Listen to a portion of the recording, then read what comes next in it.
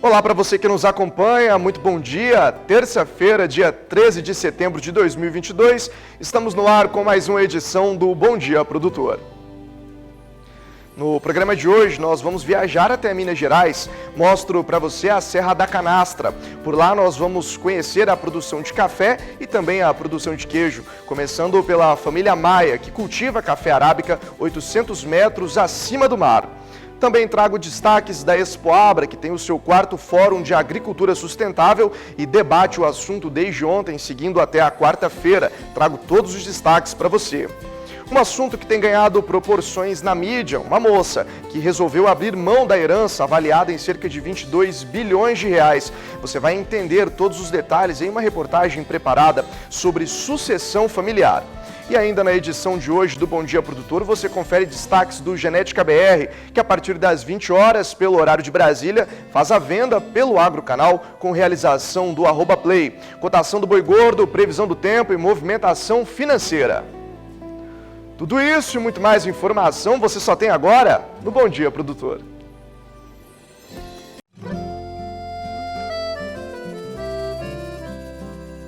Acorda que o galo já cantou e o sol já vem fazer brotar mais um novo dia.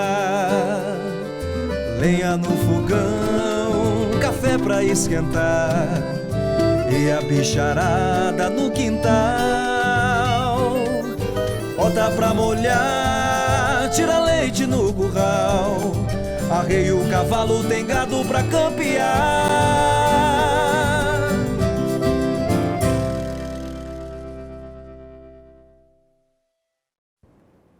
7 horas e 18 minutos pelo horário de Brasília, está começando mais uma edição do Bom Dia Produtor. Lembrando a você que nós estamos ao vivo pelo nosso Facebook, também pelo portal sba1.com. Eu já começo essa edição trazendo destaques da nossa capital federal. Nós vamos até Brasília para conversar com a Berenice Leite. Berenice, muito bom dia para você. Bom dia, Vinícius, e a todos que nos acompanham. A Confederação da Agricultura e Pecuária do Brasil realiza na próxima quinta-feira o 2º Seminário Nacional de Tributação do Agronegócio. O encontro vai reunir vários especialistas para debater as principais questões tributárias que afetam todo o setor e trazem impactos diretos aos produtores de alimentos. O objetivo principal do evento é fazer com que as análises técnicas de temas tributários se atentem às particularidades do setor e às sua importância para o país, tendo sempre como foco a importância do produtor rural e a complexidade e dinamismo de toda a cadeia produtiva. Ao todo serão 6 painéis com temas como propostas para a reforma tributária, tributos indiretos, também a tributação em relação às questões internacionais e sobre o patrimônio rural. De Brasília, Berenice Leite. Valeu, Berenice. Obrigado pela sua participação aqui no Bom Dia Produtor. Eu já convido você que está acompanhando a nossa programação para ver agora a análise da Scott Consultoria para o mercado do boi gordo. Quem traz as informações na manhã dessa terça-feira é o Rodolfo Silber. Bom, nas praças paulistas hoje, as cotações para o boi gordo e para a novilha gorda se mantiveram estáveis em comparação com sexta-feira. Mas, para a vaca gorda, o preço acabou subindo R$ 2,00 por arroba. Com isso, o boi gordo está sendo cotado a R$ 290 por arroba, com destino para o mercado interno. A vaca gorda está sendo cotada a R$ 270 por arroba e a novilha gorda sendo cotada a R$ 282 por arroba, isso preços brutos e a prazo. Os bovinos com destino à exportação seguem a R$ 300 por arroba, também preços brutos e a prazo. Já para Goiânia, a praça de Goiânia, em Goiás, a cotação segue estável no comparativo com a sexta passada. Com isso, a cotação para o boi gordo está em R$ 277 por arroba, para a vaca gorda R$ 270 por arroba e para a novilha gorda R$ 274 por arroba, preços brutos e a prazo. Por hoje era isso, obrigado e até a próxima. Bom, vamos agora então acompanhar a análise da Scott Consultoria e as telas, os gráficos para todo o Brasil. Lembrando a você que são preços para uma boiada comum, à vista e também livres de FUM rural. Já destaco para você que tem queda aí de R$ 1 no Triângulo Mineiro. Essa queda leva a arroba ao valor de R$ 269, como você aí de casa pode observar. Além disso, as outras praças não registram variação para amanhã dessa terça-feira. São Paulo, na região de Barretos e Araçatuba, permanece cotada a R$ 283,50. Belo Horizonte vem a R$ 268. O Triângulo Mineiro, como eu disse, tem queda de R$ 1, vem a R$ 269. O sul de Minas Gerais, 274. Tem destaque também para o norte, que vem a R$ 269. Rio de Janeiro a R$ 283,50. E o Espírito Santo com preço mínimo a R$ 271. Do Sudeste a gente caminha para o sul do Brasil e eu já trago destaque para você no sul do nosso país, que também tem registro de variação.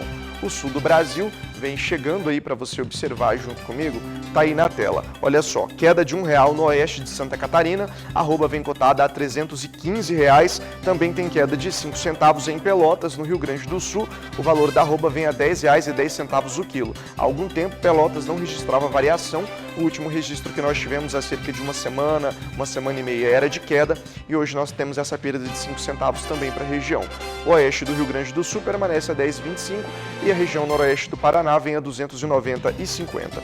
De lá a gente segue para o centro-oeste do Brasil e eu mostro para você a primeira tela que para amanhã de hoje não tem registro de variação. Goiânia vem a R$ 271, assim como Campo Grande, em Mato Grosso do Sul. Diferente de Goiás, na região sul, que vem a R$ 266, Dourados, no Mato Grosso do Sul, a R$ 270 e Três Lagoas vem a R$ 269.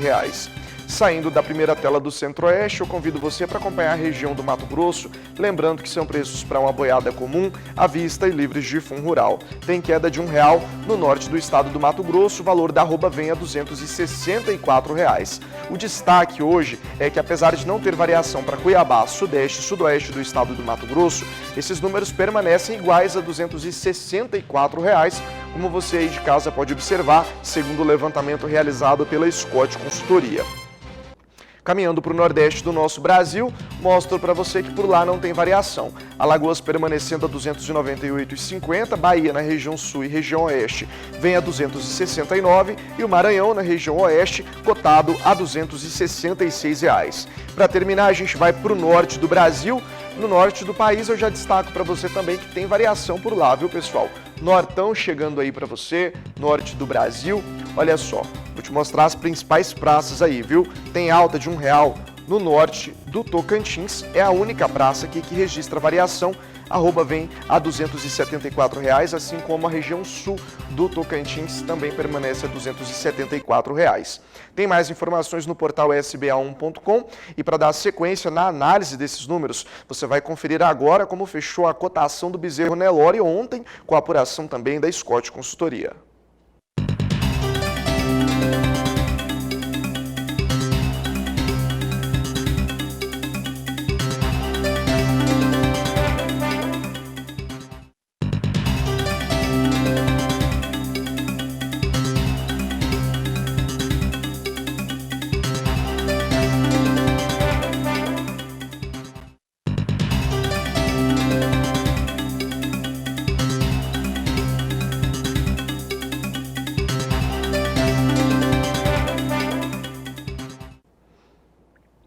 O governo de Mato Grosso do Sul obteve o adiamento do início do defeso do peixe pintado aqui no estado. Você vê as informações com a repórter Kaile Rodrigues. Munido por uma série de estudos, o governo do estado conseguiu essa prorrogação por mais 90 dias, que proíbe a pesca do pintado. O Ministério de Meio Ambiente, por meio do Instituto Chico Mendes de Conservação da Biodiversidade, prorrogou por 3 meses a data de vigência da Portaria 184, que trata da proibição da pesca do pintado nas principais bacias hidrográficas brasileiras, dentre as quais as dos rios Paraguai e Paraná. Uma nova portaria numerada 219 foi publicada, referindo-se ao anexo 3 da resolução anterior, que trata da nova lista das espécies de peixes ameaçados de extinção, no qual o pintado aparece em uma categoria classificada como vulnerável. De Campo Grande, Kaile Rodrigues. Deixa eu chamar a sua atenção agora para um assunto que é destaque aqui no Bom Dia Produtor, sobre o arrendamento ou as parcerias de terra. Em boa parte, a legislação regulamenta o campo, as atividades agrícolas, pelo Estatuto da Terra. Mas na hora de fechar algum tipo de contrato, principalmente dentro do modelo de arrendamento ou de parceria, que são os mais comuns utilizados aqui no nosso país, é necessário ter alguns cuidados que são extremamente importantes e não podem passar desapercebidos. O assunto é tema de uma reportagem preparada por Mauro Andrade. Nós vamos falar sobre direito agrário, principalmente os contratos de arrendamento e parceria. E sobre esse tema, nós estamos aqui com Rodolfo Siciliato, ele é advogado especializado em direitos agrários. Rodolfo, satisfação conversar com você. O que o produtor deve prestar atenção na hora de fechar um contrato de arrendamento ou parceria para não ter problemas lá na frente?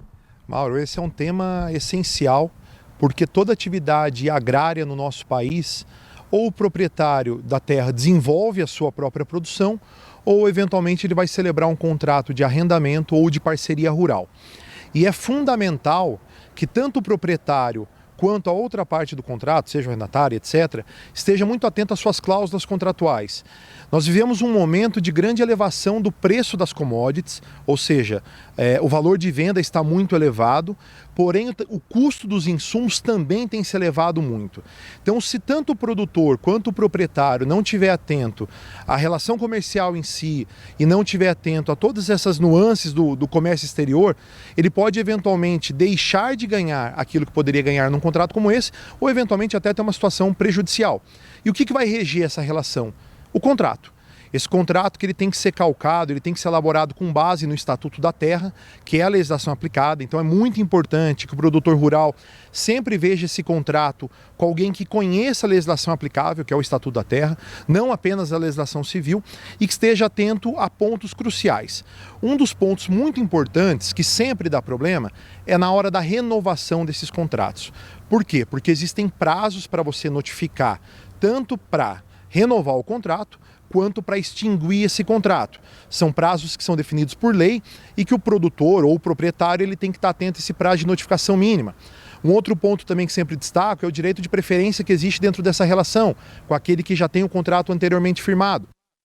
Os contratos firmados no meio rural geralmente são de longo prazo, 5 anos ou mais, fato que pode gerar defasagem econômica, provocando desequilíbrio contratual.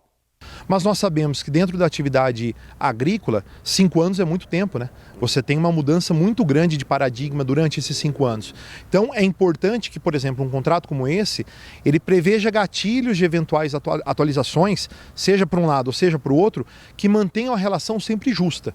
Porque uma relação, para ela perdurar, ela tem que ser justa e boa para os dois lados. Quando ela se torna muito pesada, muito onerosa para um dos lados, ela não se sustenta com o tempo.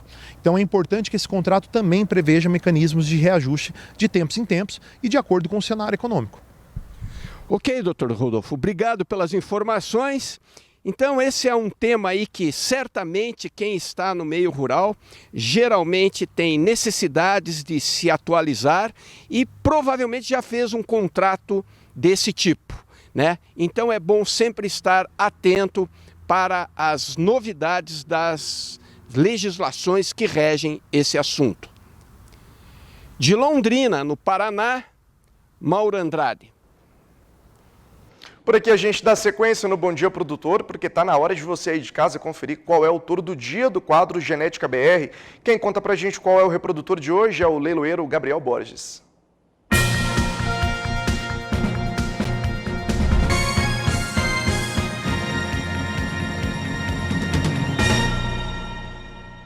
E a ação touro do dia de hoje traz um touraço para você. Touraço, você vai ver o tanto que ele é bom de carcaça, o tanto que ele é bom de costela, o tanto que ele traz de profundidade para o negócio. Vamos trazer na tela Ditinho JL da Bama, touraço, meu amigo, lote número 623, dá uma olhada aqui, máquina, ei, touro bruto, hein? Linhagem 1646 da Mundo Novo, denso DS e IZ.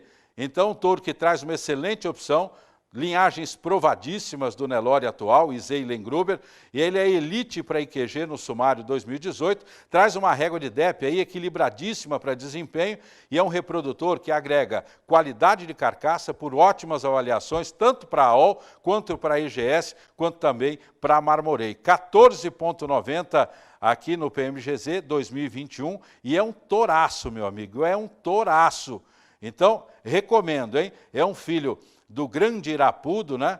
E é uma máquina de produzir bezerro. Tá aí, Ditinho JL da Bama. Meu amigo, olha aí, que pedigree, hein? Pedigree fantástico, um perfil de prova de reprodutor. Ele é DECA 1 para peso ao sobriano, efeito materno, peso à fase materna, efeito materno, total materno, idade ao primeiro parto, esteio, AOL, perímetro escrotal sobriano, estrutura corporal, precocidade, musculosidade, positivo para o resto. E está aí, hoje, na oferta do Touro do Dia, de 15 por apenas R$ 12 a dose no pacote de 200 doses. Então, não perca a oportunidade, meu amigo. É o touraço que está na ação Touro do Dia de hoje, tá bom? Não perca não, é a grande oportunidade de Tinho JL da Bama.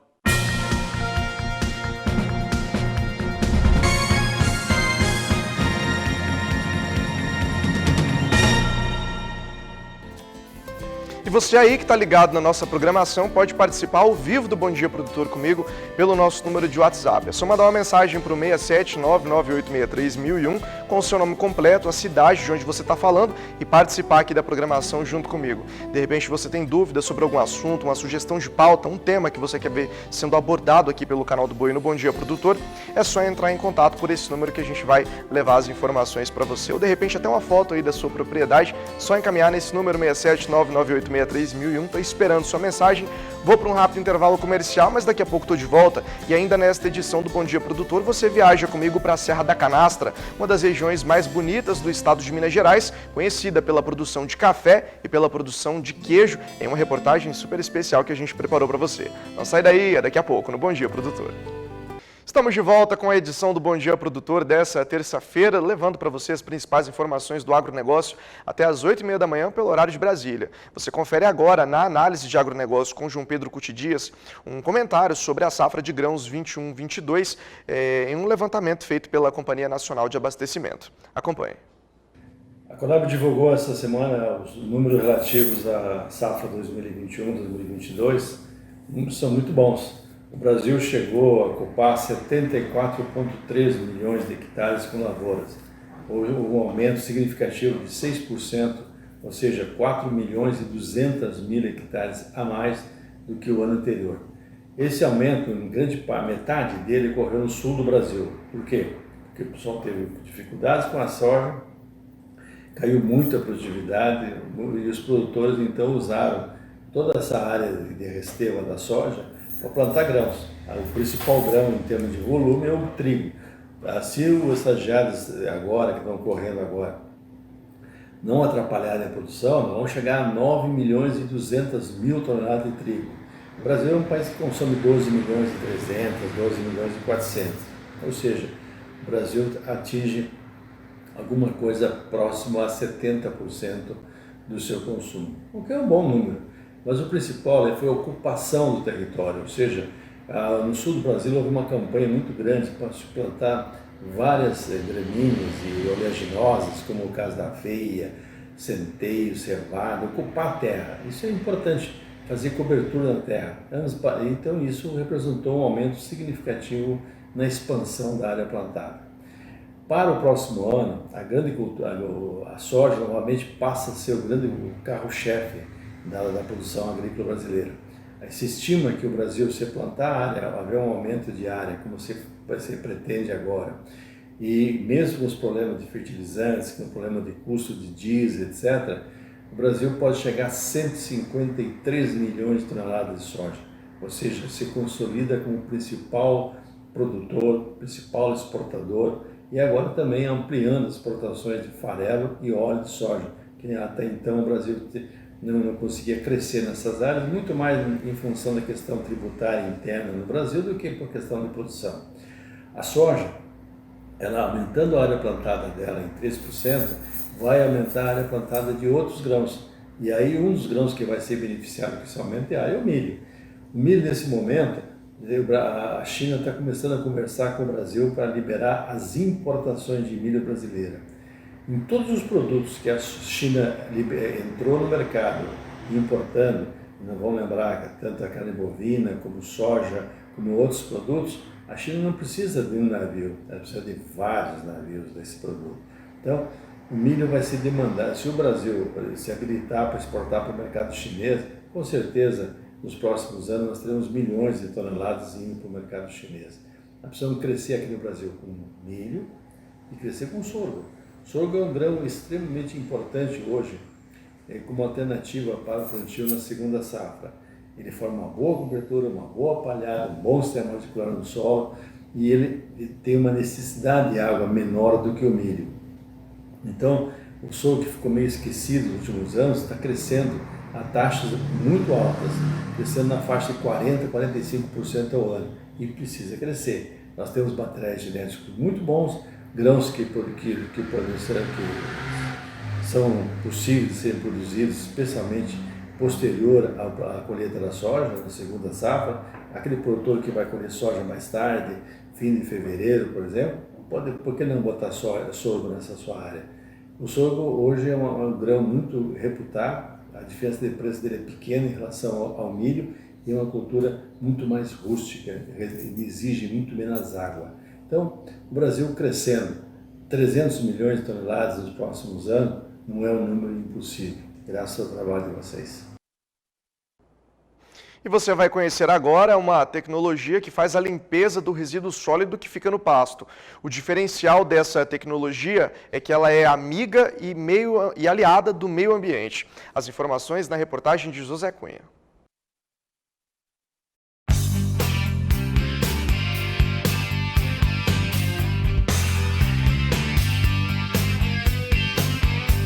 Se você está precisando fazer uma limpeza diária na sua fazenda, seja ela para recuperação e formação de pastagens ou para o plantio das mais diversas culturas, você precisa de um triturador TrituCap.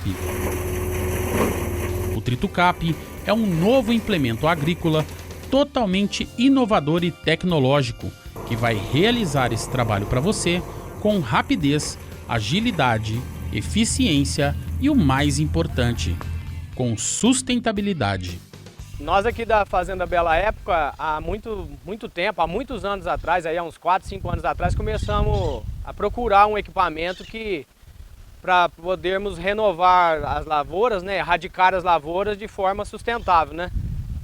Alguma coisa que triturasse realmente a lavoura e sem precisar arrancar e enleirar e queimar. Há um ano atrás nós descobrimos aí o pessoal da Petrotec, né, a TrituCap, o equipamento da TrituCap, e logo de início fizemos um teste, já adquirimos o equipamento e já entramos com essa renovação de lavouras, com esse sistema de trituração aí.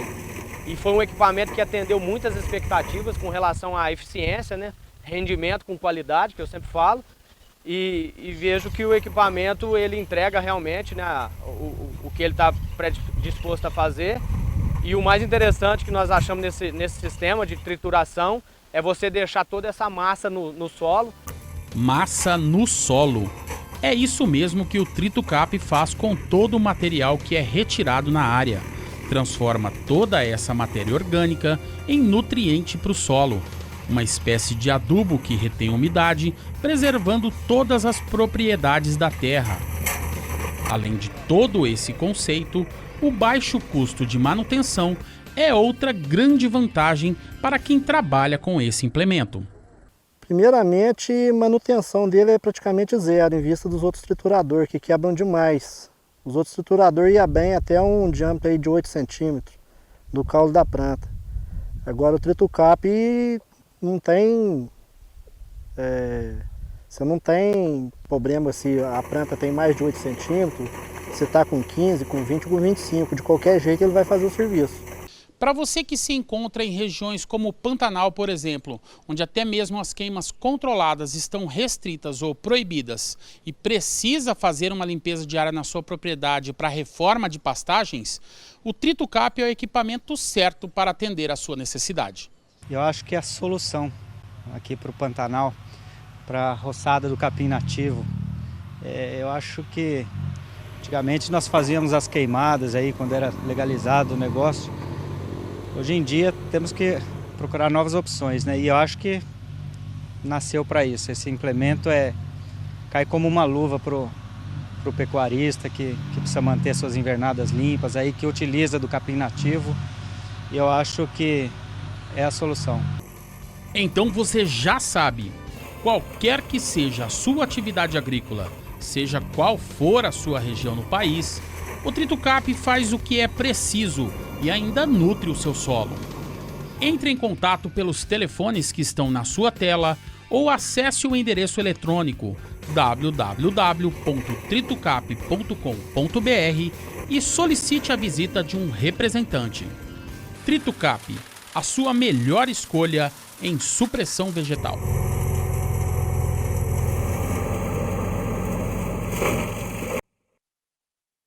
Uma notícia divulgada em grande parte da mídia brasileira causou estranheza. É a história de uma moça, herdeira de uma empresa gigante do agronegócio, que recusou 90% da herança, avaliada em cerca de 22 bilhões de reais. O assunto despertou o interesse da repórter Kylie Rodrigues, que preparou uma reportagem sobre os trâmites da sucessão familiar. Mesmo quando um herdeiro recusa uma herança, algo bem difícil de ocorrer, é necessário seguir trâmites de acordo com a lei, cumprindo um rito legal.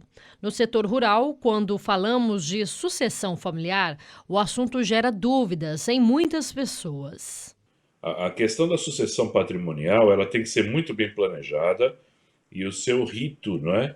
A maneira pela qual o patrimônio será distribuído aos herdeiros precisa ser bem construído, exatamente porque tem uma parte que a lei obriga como é feita a distribuição e tem uma parte livre na mão dos detentores do patrimônio, não é?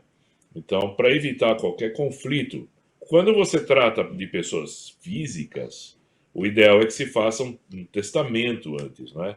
Mas é importante também você ter uma conversa, uma combinação prévia com os herdeiros de o que acontecerá depois da passagem desse patrimônio para os herdeiros, não é? Quem vai cuidar? Quem vai administrar? Nem todos os herdeiros participam dos negócios. Muitos seguem carreiras distintas. Nestes casos, é necessário fazer a administração do patrimônio, realizando a cessão dos herdeiros. Mas na hora de dividir o patrimônio, cada um tem a sua participação. Então, tudo que é feito previamente, de maneira combinada, ou seja, combinar com os herdeiros como se dará a transferência patrimonial, e formalizado, né, formalizado via um testamento, via uma empresa, muitas vezes, né, porque um jeito que acaba sendo, para quem constitui empresas, acaba sendo um caminho natural você fazer um modelo tipo holding, né? Que é uma empresa onde você já começa a colocar os seus herdeiros como teus sócios e aí a transferência patrimonial se dá de maneira natural. Quando falamos a nível nacional, os negócios brasileiros gerenciados por famílias são considerados um dos pilares da nossa economia. Porém, nem todos os negócios duram ao longo do tempo, seja rural ou não. Todo esse ambiente empresarial, em qualquer ramo de atividade, envolvendo famílias empresárias, você sempre tem pressão sobre três aspectos. Poder, dinheiro e afeto. Né? Então, essa questão de como a gente se relaciona na família, depois como a gente vai se relacionar como sócios, isso pode estar todo ou comprometido por um mau relacionamento, uma má construção do processo, ou pelo contrário, potencializado positivamente porque a gente fez todas as conversas, as tratativas antes, a gente combinou o jogo. De Campo Grande, Kylie Rodrigues. Canal do Boi transmite no dia 27 de setembro, a partir das 8 da noite, pelo horário de Brasília, a 52ª edição do leilão Marca Sol Guzerá. As informações você vê no quadro Grandes Criatórios.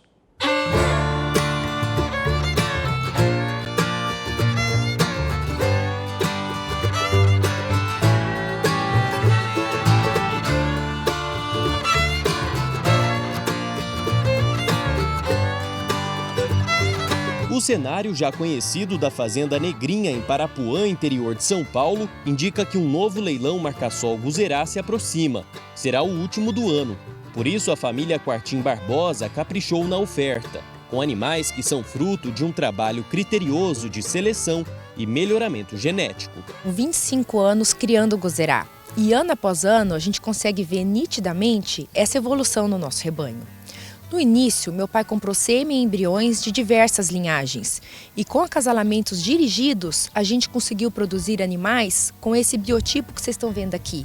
Uma carcaça comprida, arqueada e volumosa, e corrigidos para tamanho de umbigo, tetos e temperamento. Com uma rusticidade incomparável, o Guzerá é uma das raças mais importantes da nossa pecuária, sendo o primeiro zebu a chegar no Brasil. Aqui foi melhorado e hoje garante os melhores resultados aos investidores. O Guzerá é uma das raças mais antigas do mundo. E essa pureza racial toda garante a rusticidade e o vigor nos cruzamentos. É a famosa heterose, ou seja, o cruzamento de raças diferentes produz animais com melhor desempenho quando comparado com seus pais, resultando no maior retorno econômico. Então o Guzonel e o Tricross são excelentes opções para a produção de carne. Os excelentes resultados alcançados pela Marcasol Guzerá ao longo desses 25 anos de seleção podem ser observados nos animais que o criatório vai ofertar no seu último leilão do ano. São touros e também fêmeas, que com certeza atendem às mais altas exigências do mercado. Nessa última oferta do ano, teremos 35 touros PO, sendo 10 deles indicados para repasse. Eles estão com uma média de 24 meses, 670 quilos e 36 de CE. Teremos ainda 21 novilhas, todas com registro definitivo, também com 24 meses e 490 quilos. E sêmen dos raçadores da Marcasol. O endereço GEL, Marcasol Galeno, Marcasol Magnum, Marcasol Norte, Marcasol Tirano e Mentor do IZ. Como sempre, o leilão da Marcasol é muito aguardado pelo mercado e esta edição está imperdível, inclusive com condições comerciais facilitadas. Então aproveite esta oportunidade e faça excelentes negócios. Amigo pecuarista, você é nosso convidado para mais esse grande evento da raça Guzerá, o 52º leilão Marcasol Guzerá. Dia 27 de setembro, é uma terça-feira, às 20 horas, horário de Brasília, pelo Canal do Boi e Central Leilões. Não perca essa oportunidade e faça ótimos negócios. Até lá!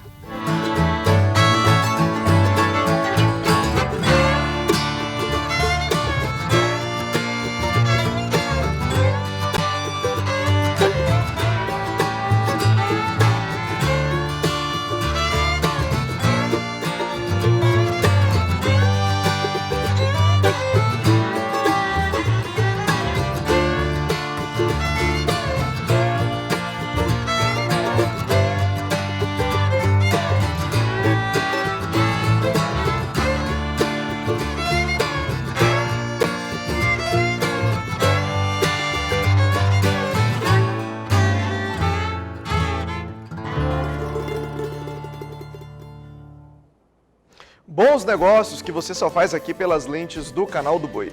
Mais informações no portal sba1.com, que inclusive está transmitindo o Bom Dia Produtor ao vivo, também pelo nosso Facebook. Vou para um rápido intervalo comercial, daqui a pouco estou de volta e ainda nesta edição você confere os destaques da previsão do tempo e as primeiras informações das movimentações financeiras desta terça-feira. É daqui a pouco no Bom Dia Produtor.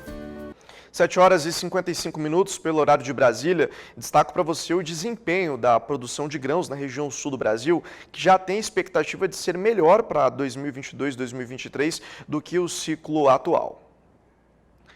Ainda é importante lembrar que os últimos ciclos sofreram aí por conta da severa estiagem que atingiu toda a região sul do Brasil e isso prejudicou o desenvolvimento da safra. Mas as projeções para a safra 22-23 são boas e é o que você confere agora na reportagem preparada aí por Mauro Andrade, direto de Londrina, e por Paulo Andrei, de Cruz Alta, no Rio Grande do Sul. Para 2022-2023, espera-se que as condições climáticas sejam mais favoráveis. Nas regiões produtoras do Rio Grande do Sul, Santa Catarina e Paraná, a produção projetada para a soja no próximo ciclo é de aproximadamente 45 milhões e 950 mil toneladas, um aumento de 96,3% em relação à colheita estimada em 2021-2022, como mostra o levantamento divulgado pela Companhia Nacional de Abastecimento, a Conab.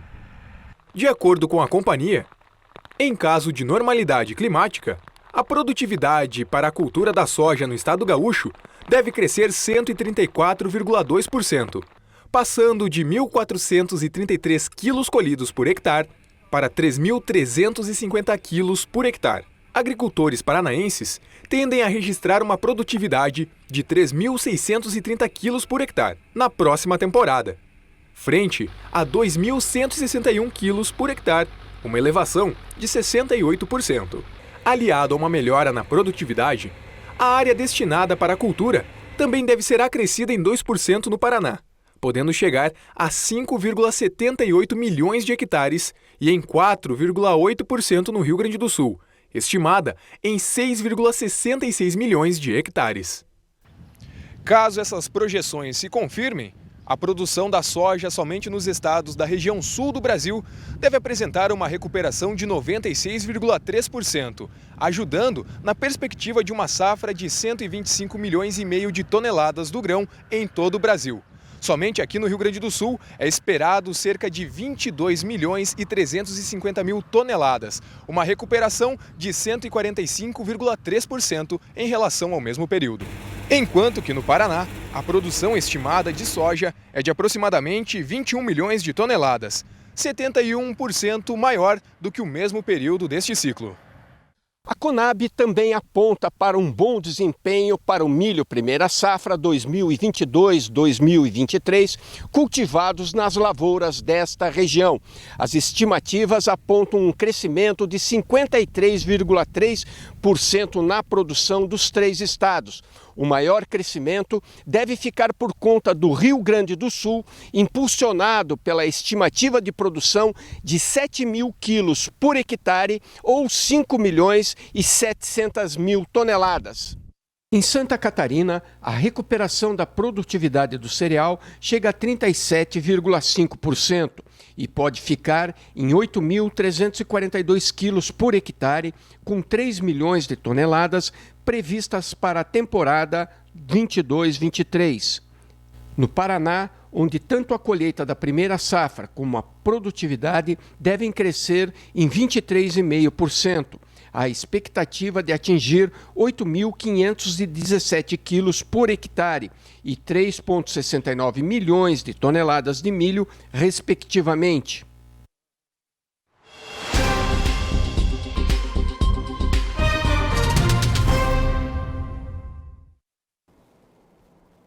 Chegou a hora de conferir os destaques da previsão do tempo para todo o Brasil e a gente conversa com a Julian a partir de agora. Julian, bom dia para você. Bom dia, Vinícius, e bom dia a todos. A frente fria avança sobre o centro-sul do país. Essa condição traz chuva em várias áreas. No centro-oeste, as pancadas caem de forma isolada sobre grande parte do noroeste, oeste e sudoeste de Mato Grosso.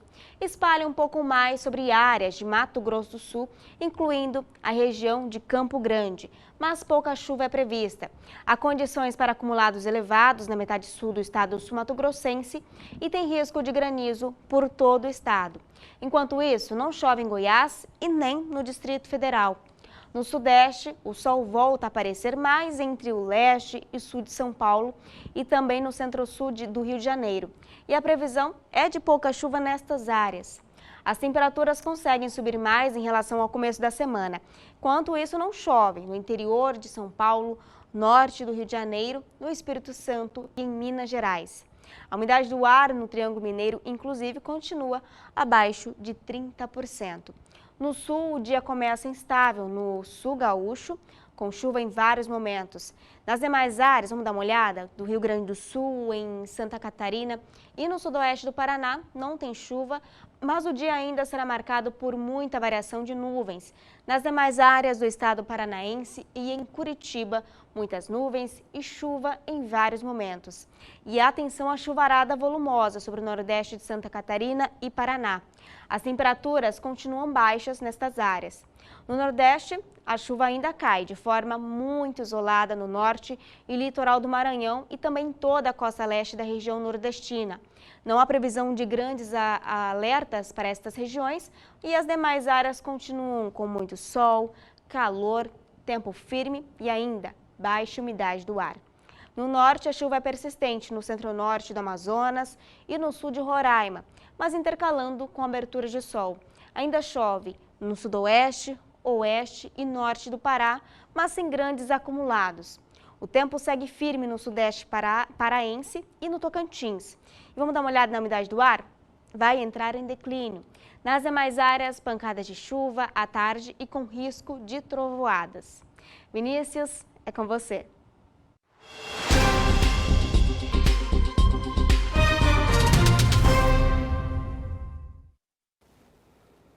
E no próximo domingo, dia 18, a partir das 2 horas da tarde, a Agropecuária Ribeirópolis vem chegando aí com oferta para lá de especial, preparado em parceria com a Central Leilões. E você confere as informações agora com o repórter Daniel de Paula. Quando você bate o olho nesse Nelore, consegue ver por dentro da seleção Ribeirópolis tudo o que essa empresa embutiu nesses touros para atender ao seu mais exigente cliente. A própria Ribeirópolis, que há 30 anos se preocupa com o resultado econômico na sua pecuária de ciclo completo e que tem no excedente da qualidade a oportunidade que abre novamente ao mercado em 250 touros do Leilão Agropecuária Ribeirópolis edição SEIP, que o Canal do Boi mostra dia 18 de setembro, domingo, a partir de 2 da tarde.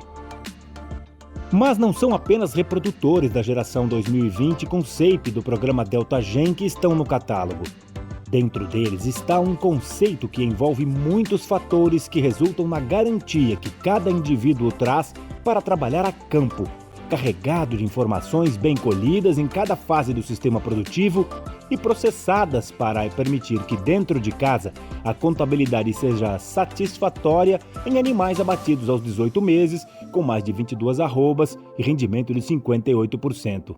Os resultados que nós estamos obtendo aqui na Agropecuária Ribeirópolis, eles são fruto de processos que foram estabelecidos dentro da empresa. Então, para que esses processos ocorram, é fundamental que a gente tenha uma equipe capacitada. E nós investimos muito na nossa mão de obra. Então, durante todo o ano, a gente tem treinamentos para que o nosso processo seja cada dia mais eficiente. Dessa forma, ao analisar os indicadores de produção, eu consigo ter extrema confiança de o que eu estou transformando em número, ele é verdadeiro. E é essa verdade, é esse resultado, é essa eficiência que a Ribeirópolis traz de um projeto, de um protocolo de operação muito sério que a gente oferece ao mercado e consegue colher tantos resultados aqui nessa empresa. A coleta de dados bem feita na fazenda é fundamental para a gente ter como medir, para a gente ter como mensurar os dados do rebanho. Então, um dos pontos-chave aqui no trabalho conduzido pela Ribeirópolis é justamente essa coleta de dados, essa coleta fenotípica bem feita no campo, tanto lá no Pantanal como aqui na fazenda de Rondonópolis. Quando a gente coleta bem esses dados, envia esses relatórios de avaliações genéticas para o GenSys, em parceria com a Delta Gen, a gente recebe todos os anos, a cada safra, os relatórios com avaliações genéticas desses animais, ranqueados, né? E aí a gente tem as diretrizes, a partir daí, do que a gente vai fazer e que rumos que a gente vai tomar com o rebanho da Ribeirópolis. Um rumo que permitiu vencer os desafios de produzir bem a pasto no Pantanal do Itiquira e poder olhar para o rebanho de matrizes cada vez mais jovens e produtivas, sabendo que de um volume grande pode-se extrair o melhor para alcançar êxito na ponta final. A gente começou com ainda poucos touros, né? Há 4, 5 anos atrás eram poucos touros avaliados. Hoje a gente tem uma infinidade de touros que são usados aqui no rebanho, e a gente vê a cada geração de produtos nascidos, os bezerros lá no Pantanal, os garrotes aqui na fazenda de Rondonópolis, uma evolução tanto na consistência genética, nos índices que esses animais apresentam, na base de vacas que estão lá no Pantanal, como no fenótipo, aquilo que a gente gosta de ver, os animais com melhores condições de carcaça, mais musculosidade, mais profundidade de costelas, melhor desempenho frigorífico como um todo. Então, assim, animais de ciclo curto, garrotes que chegam mais rápido no peso de abate, com melhor acabamento de carcaça possível, e fêmeas que ficam no plantel, fêmeas mais precoces, que sejam longevas, boas produtoras de leite, enfim, todo esse pacote completo que a gente precisa aqui no rebanho. O principal da Ribeirópolis, acho que o principal que a gente pode olhar para a Ribeirópolis, o que é? Ela produz primeiro para ela. Ela consome a sua genética, então ela produz touros para ela usar, tá? Então, aquele touro que ela usa é o que ela pode vender no mercado, que ela pode colocar. Tem até depoimento de frigorífico que compra boi gordo da Ribeirópolis que fala a melhor carcaça, a melhor desossa que ele tem no frigorífico são animais oriundos da Ribeirópolis. Então, a chancela mais importante que tem é isso, porque quando a pessoa vem comprar o touro, ele vem buscar um insumo de produção de carne. E a Ribeirópolis produz carne de qualidade para ela primeiro, depois põe no mercado. Nós vivemos de pecuária, então a gente precisa ter um projeto que seja gerador de valor e viável. E é esse conceito que a gente tem dentro da Ribeirópolis que a gente transfere na genética para o nosso cliente. Nós estamos levando para o cliente um animal que vai levar para ele produtividade, que vai trazer retorno econômico, porque o mesmo resultado da Ribeirópolis ele pode ser disseminado aos rebanhos parceiros. Quem quer também participar desse sucesso não pode deixar de investir no Leilão Agropecuária Ribeirópolis edição SEIP. 250 reprodutores jovens com SEIP do programa Delta Gen em oferta no dia 18 de setembro, domingo, 2 da tarde, com Central Leilões e Aroeira Leilões e transmissão do Canal do Boi. E desde ontem é realizado, durante a Expoabra, a Feira de Agropecuária em Brasília, o 4º Fórum Internacional de Agricultura Sustentável. A repórter Berenice Leite está por lá e traz as atualizações para a gente. A Expoabra Brasília, na próxima semana, reserva uma programação especial para os produtores e criadores de animais. Este aqui é um dos espaços reservados na área Tech, onde haverão cursos, palestras e apresentação de novas tecnologias. Entre os dias 12 e 14 de setembro, a Feira Agropecuária recebe o 4º Fórum Internacional de Agricultura Sustentável. A gente esse ano traz o tema da transição em larga escala, como fazer esse modelo regenerativo, esse modelo mais sustentável, como fazer essa transição para uma larga escala, né? Isso é de interesse de todos, né? Porque a gente já faz isso em pequena escala, as pessoas querem saber como escalar esse modelo. A gente vai trazer palestrantes de todos os perfis, né? Inclusive 4 palestrantes internacionais, inclusive a gente está fazendo o primeiro fórum internacional, para que eles falem também desses assuntos que a gente fala aqui também. São cientistas, são professores que debatem esses assuntos que a gente debate aqui. Então vai ter palestrantes falando de remissadores, né, que são os pós de rocha, de biológico, controle, né, de pragas e doenças, todo de forma biológica. Cientistas e professores vão debater sobre remineralizadores, soluções biológicas no controle de pragas e doenças, além de crédito de carbono, entre outras inovações. Vamos ter pesquisadores, professores também falando da questão da CPR verde, né, do crédito de carbono. Vamos falar também da questão dos mix de planta de cobertura, né? Como fazer os melhores mix, como misturar essas plantas aí para fazer um plantio de entre safra, para melhorar o nosso plantio, né? Nossa área produtiva, né? Para equilibrar. E também a inovação que a gente vai trazer para esse ano, na palestra de abertura, no dia 12, à noite, a gente vai trazer um médico que ele vai falar da parte da saúde. O que tem a ver o alimento com a nossa saúde? Principalmente pós-pandemia, as pessoas já viram, todas as pessoas hoje já entendem que você estando com a imunidade alta, você estando com a saúde boa, dificilmente você vai ficar doente ou até morrer, como foi no caso da pandemia. De Brasília, Berenice Leite. A gente vai para mais um intervalo comercial, esse é o último, e na volta eu trago uma reportagem especial direto da Serra da Canastra sobre a produção de café e queijo da região de Delfinópolis, interior mineiro. Não perde, hein? É daqui a pouco no Bom Dia Produtor. 8 horas e 11 minutos pelo horário de Brasília, o Bom Dia Produtor está de volta e nós vamos até São Paulo conversar com Walter Puga Júnior na Bolsa Brasileira de Mercadorias. Puga, bom dia para você. Bom dia a você, bom dia a todos. Bom, o destaque, como você já alertava agora há pouco, né, é o café. Café cuja matéria você vai ver daqui a pouco um trabalho de Rosa Cabral na Serra da Canastra. Mas falando de café, o volume de embarques de café brasileiro recuou durante o mês de agosto, mas veja, a receita cresceu 50%.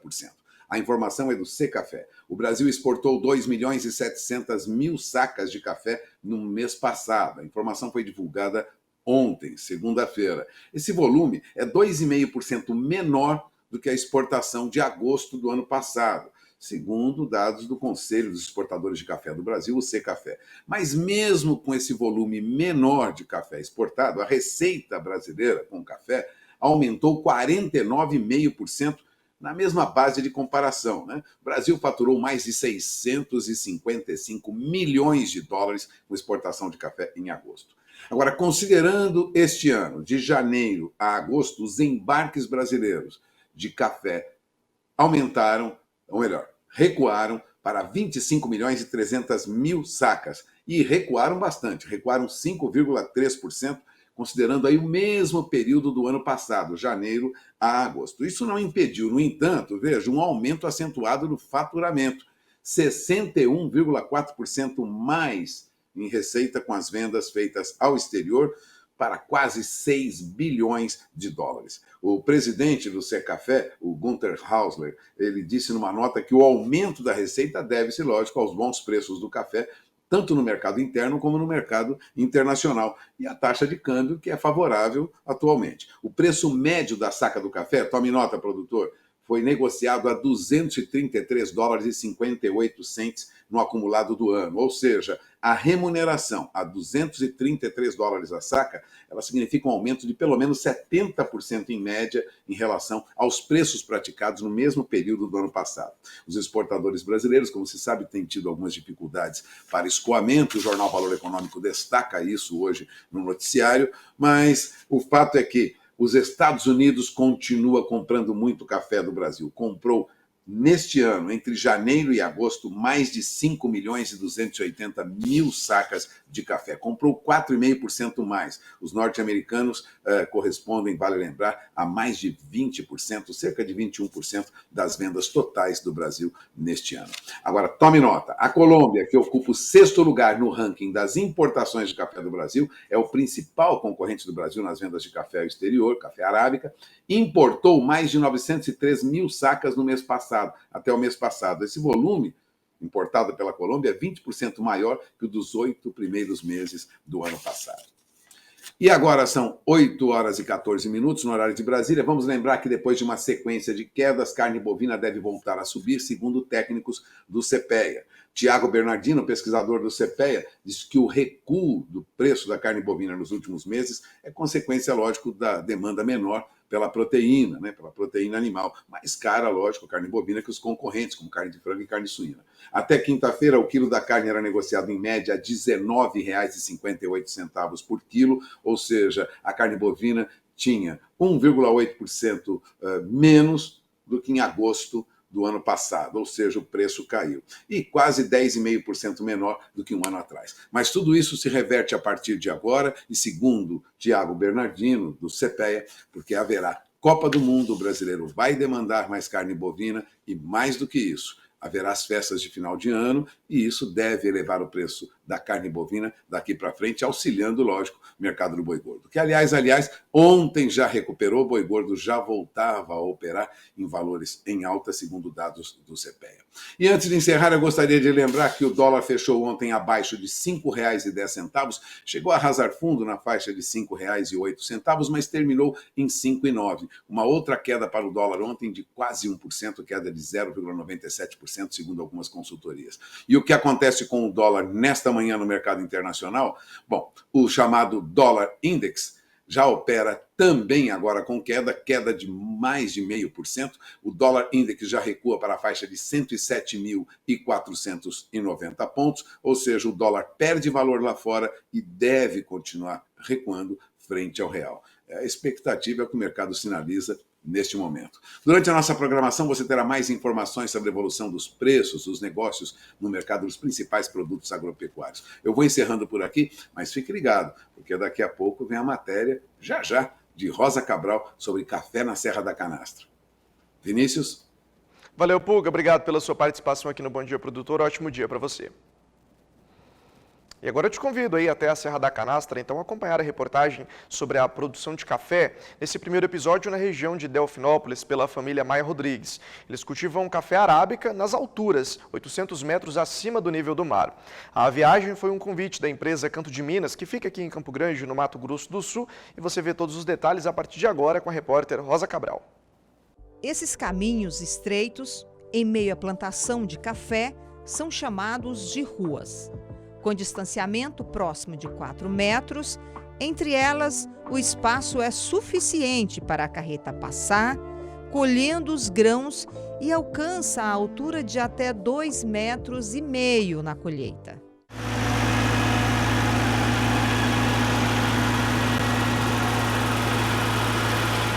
O melhor ponto do café, de colher um café, é uma lavoura assim, ó. O mais maduro possível. Você pode ver que ele é uma lavoura que quase não tem grão verde, tá vendo? Todo grão dela tá um grão maduro. Pouquíssimos grãos verdes e alguns grãos começando a secar. Esse é o melhor ponto de colheita, é esse. A história do café na família Maia Rodrigues não é de agora, não. Vem atravessando gerações. Meu pai teve café desde 72. Aí, pela 1995, 96, ele estava desistindo do café. Aí eu comecei na cultura. Aí eu implantei, na época, foram 70 hectares de café. E hoje, qual é a dimensão disso aqui? Aí veio a crise do café. Com a crise do café eu diminuí um pouco. Hoje eu estou com 15 hectares de café só. Plantado a uma altitude acima de 800 metros, e o cafezal é na Fazenda Jaú. Região de Delfinópolis, é na Serra da Canastra. Que cenário! E Valtenir e a esposa Jusialba são os olhos da produção, e cada um na sua função. Eu fico com a parte mais sofrida, que é a produção do café, e já entrego o café para ela já no ponto de torrar. Aí, da torrefação para frente, já é por conta dela. É, casal unido vence unido. Toda a plantação é arábica. Para a gente explicar, o arábica, segundo a história, é devido à origem. Era cultivado lá pelos povos árabes na região da Arábia, há milhares de anos. As espécies fincadas nesse solo 100% mineiro são o Catuai 2SL e o Catuai 144. E o que diferencia um do outro? Todos os dois cafés têm o mesmo sabor. Só que o Catuai 144, ele é da coloração vermelha. Então ele passa de verde para vermelho. E o Catuai 2SL, ele é de coloração amarela. Aí ele de verde vai para amarelo, para depois ele secar. Mas isso não tem nada a ver com o aceleramento do ciclo? O ciclo é o mesmo? O do 144 é um pouquinho mais adiantado do que o 2SL. Só que o 2SL aguenta um pouquinho mais de ferrugem, que é um problema que a gente tem nas lavouras. E ele resiste um pouco mais no pé. Ele é um café um pouquinho mais firme para poder sair da árvore. Então, no caso de pegar uma chuva, um vento muito forte, ele cai menos no chão. Ele é um café a gente colher ele mais na árvore. Se perde menos, Se perde menos no chão. E quando cai no chão, a qualidade perde bem na qualidade, né? Qualidade e cuidado com a terra são inseparáveis. Até chegar o cafezinho na xícara, na nossa mesa, gente, tem chão. Reginaldo Castro, técnico agrícola, que o diga. É dele os cuidados do solo até a finalização da produção no cafezal. Sabe o ditado? Segue o mestre? É por aí.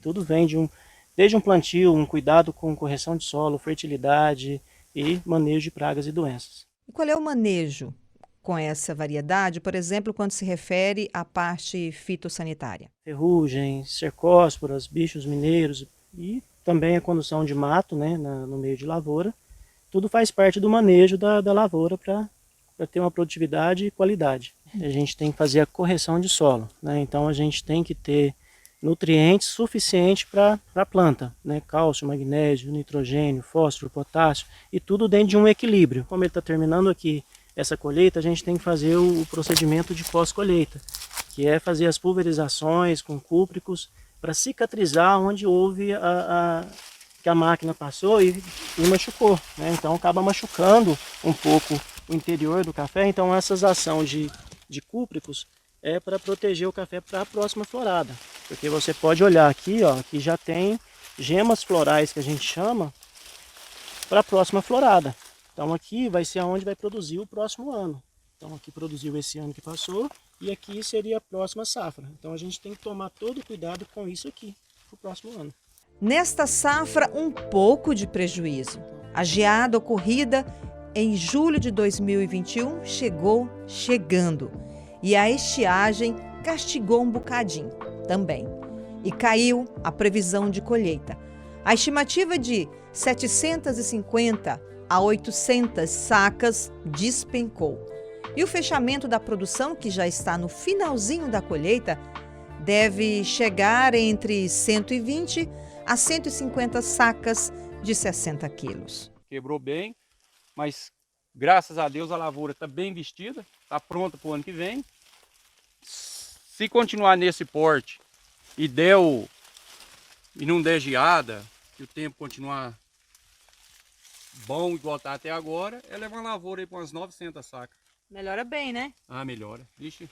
Em outra área próxima à fazenda, os grãos colhidos são transferidos e expostos ao sol, no chamado terreiro de café. Os cuidados lá no cafezal se estendem no período da secagem. Os grãos são esparramados em camadas bem finas.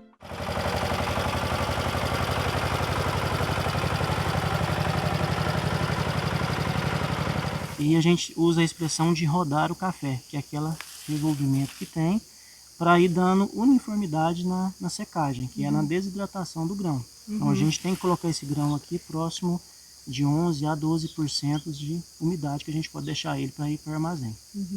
Essa umidade o que é? A umidade é o que vai ficar de água no café, né? Porque aqui hoje a gente vê que está um café que ele deve ter chegado aqui da lavoura há uns 3, 4 dias. Então a gente tem que ir desidratando, perdendo essa água, para que a gente consiga armazenar ele e depois ele não fermente lá no armazém. A gente tem que desidratar ele, chegar a 11%, a 12%, para a gente dar o padrão, que é o ponto de torra depois. Lembrando que esse café é o seguinte, ele vai ficar aqui por um certo período, vai depender, igual eu falei, de sol que vai tomar, mas pode ficar em torno de 8 a 10 dias. E depois ele vai para o armazém, ele tem que ser descansado em torno de 30 a 40 dias para depois ser beneficiado. É onde a gente vai dar o padrão de uniformidade de coloração desse grão. Em busca desse grão, os empresários Júlio e Águida Maia rodaram de Mato Grosso do Sul até Minas Gerais, não é de agora. O casal de mineiros oferecem para o mercado sul-mato-grossense a qualidade vista na fonte.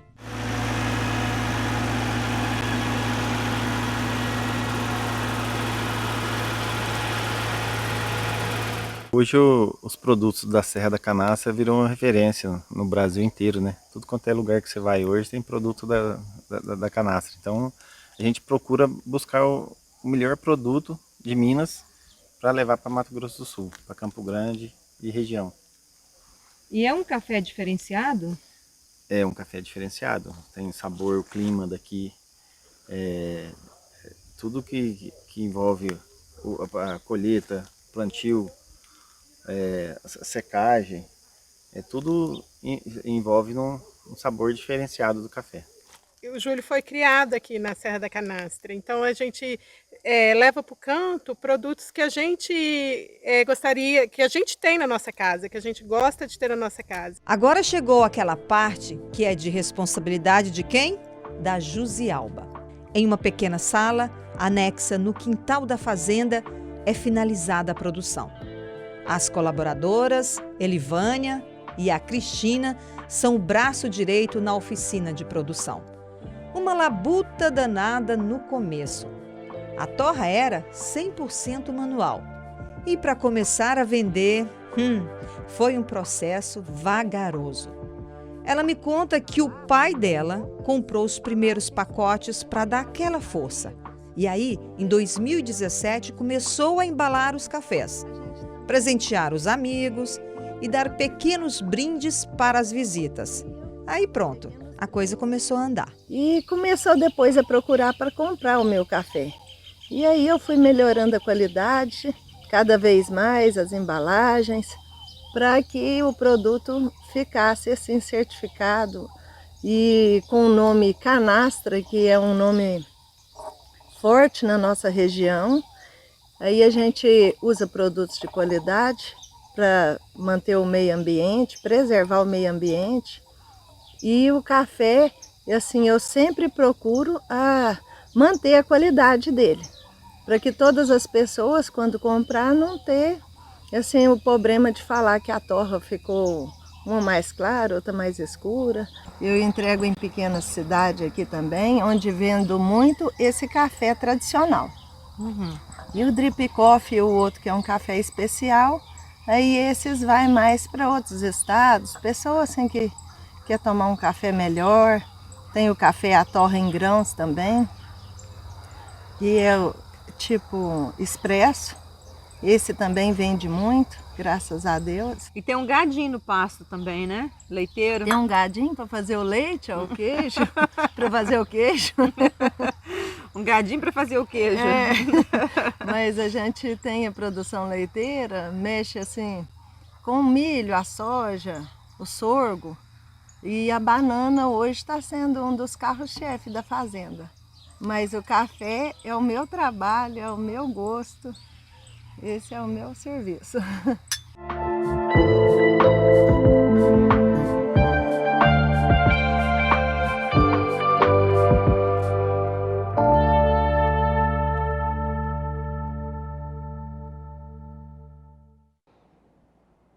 E você confere agora um recado do Adriano Faleiros para você que deseja saber mais informações de como investir e custear a sua produção. Oi pessoal, mais uma vez um ótimo dia, mais uma vez uma grande satisfação poder participar aqui do Bom Dia Produtor e trazer informação boa para você aí de casa. Eu quero falar com os produtores rurais que estão se preparando para o ano safra 2022-2023. Vocês sabem que a Caixa é a força do agro, não é? E que além do crédito rural para investimento, industrialização e comercialização, você também tem crédito custeio renovável para renovação, com renovação anual, né? Para facilitar o seu planejamento. Você sabia? Pois é, meu amigo, a Caixa tem tudo isso e muito mais. Com o Proagro Caixa, que ajuda você a proteger a produção e ficar ainda mais tranquilo. E tem mais, a Caixa tem 4.000 agências em todo o Brasil e 100 delas especializadas no agro. Para você saber mais sobre o Crédito Rural Caixa, acesse caixa.gov.br/agro ou procure uma das agências da Caixa por todo o país. A força do agro é Caixa e cresce junto com você. Muito bom dia! Valeu, Adriano, obrigado pela sua participação. E obrigado a você de casa pela sua companhia em mais uma edição do Bom Dia Produtor. Te desejo uma ótima terça-feira e lembro você que daqui a pouco o programa fica disponível nas nossas mídias sociais, no portal sba1.com e no Instagram, @canal do Boi 1. Obrigado pela sua companhia, boa terça-feira, bons negócios, até a próxima. Tchau, tchau.